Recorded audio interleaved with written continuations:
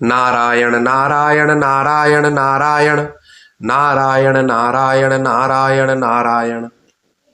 माघ मास शुक्ल पक्ष की जया एकादशी का महात्म्य। युधिष्ठिर ने पूछा, हे भगवान, आपने माघ मास के कृष्ण पक्ष की सटतिला एकादशी का वर्णन किया। अब कृपा करके यह बताइए कि शुक्ल पक्ष में कौन सी एकादशी होती है, उसकी विधि क्या है तथा उसमें किस देवता का पूजन किया जाता है। भगवान श्री कृष्ण बोले, हे राजेंद्र, बतलाता हूँ, सुनो। माघ मास के शुक्ल पक्ष में जो एकादशी होती है उसका नाम जया है। वह सब पापों को हरने वाली उत्तम तिथि है। पवित्र होने के साथ ही पापों का नाश करने वाली है तथा मनुष्यों को भोग और मोक्ष प्रदान करती है। इतना ही नहीं, वह ब्रह्महत्या जैसे पाप तथा पिशाचत्व का भी विनाश करने वाली है। इसका व्रत करने पर मनुष्यों को कभी प्रेत योनि में नहीं जाना पड़ता। इसलिए राजन, प्रयत्न पूर्वक जया नाम की एकादशी का व्रत करना चाहिए। एक समय की बात है, स्वर्गलोक में देवराज इंद्र राज्य करते थे। देवगण पारिजात वृक्षों से भरे हुए नंदन वन में अप्सराओं के साथ विहार कर रहे थे।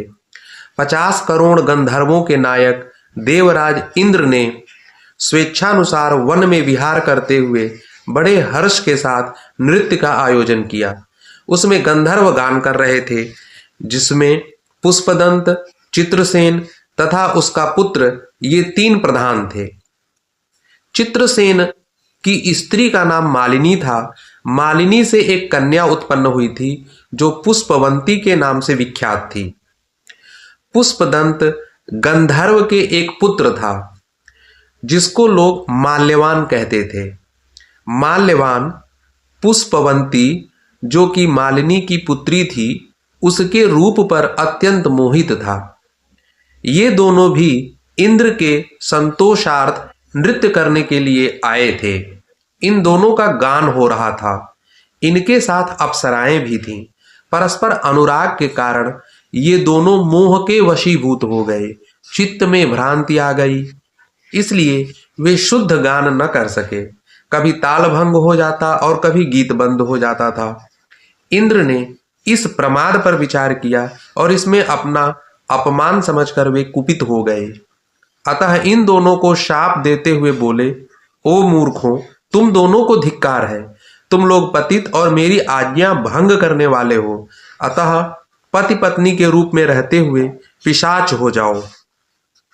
इंद्र के इस प्रकार शाप देने पर इन दोनों के मन में बड़ा दुख हुआ।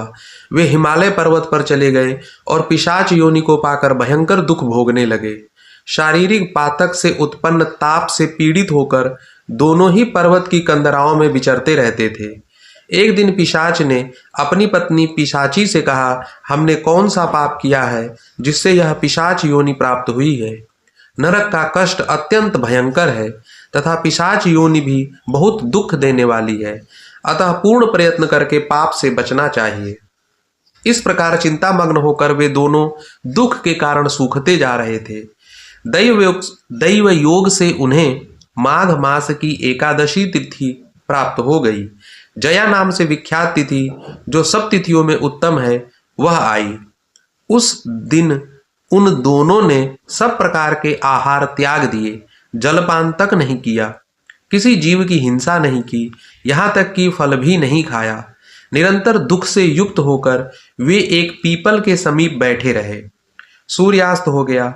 उनके प्राण लेने वाली भयंकर रात उपस्थित हुई। उन्हें नींद नहीं आई। वे रति या कोई सुख भी नहीं पा सके। सूर्योदय हुआ। द्वादशी का दिन आया। उन पिशाचों के द्वारा जया के उत्तम व्रत का पालन हो गया। उन्होंने रात में जागरण भी किया था। उस व्रत के प्रभाव से तथा भगवान विष्णु की शक्ति से उन दोनों की पिशाचता दूर हो गई। पुष्पवंती और माल्यवान अपने पूर्व रूप में आ गए। उनके हृदय में वही पुराना स्नेह उमड़ रहा था। उनके शरीर पर पहले ही जैसे अलंकार शोभा पा रहे थे। वे दोनों मनोहर रूप धारण करके विमान पर बैठे और स्वर्गलोक में चले गए। वहां देवराज इंद्र के सामने जाकर दोनों ने बड़ी प्रसन्नता के साथ उन्हें प्रणाम किया। उन्हें इस रूप में उपस्थित देखकर इंद्र को बड़ा विस्मय हुआ। उन्होंने पूछा, बताओ किस पुण्य के प्रभाव से तुम दोनों का पिशाचत्व दूर हुआ है? तुम मेरे शाप को प्राप्त हो चुके थे, फिर किस देवता ने तुम्हें उससे छुटकारा दिलाया है? माल्यवान बोला, स्वामिन, भगवान वासुदेव की कृपा तथा जया नामक एकादशी के व्रत से हमारी पिशाचता दूर हुई है। इंद्र ने कहा, तो अब तुम दोनों मेरे कहने से सुधा पान करो। जो लोग एकादशी के व्रत में तत्पर और भगवान श्री कृष्ण के शरणागत होते हैं वे हमारे भी पूजनीय हैं। भगवान श्री कृष्ण कहते हैं, राजन, इस कारण एकादशी का व्रत करना चाहिए। हे नृपश्रेष्ठ, जया ब्रह्म हत्या का पाप भी दूर करने वाली है। जिसने जया का व्रत किया है उसने सब प्रकार के दान दे दिए और संपूर्ण यज्ञों का अनुष्ठान कर लिया। इस महात्म्य के पढ़ने और सुनने से अग्निष्टोम यज्ञ का फल मिलता है। नारायण नारायण नारायण नारायण।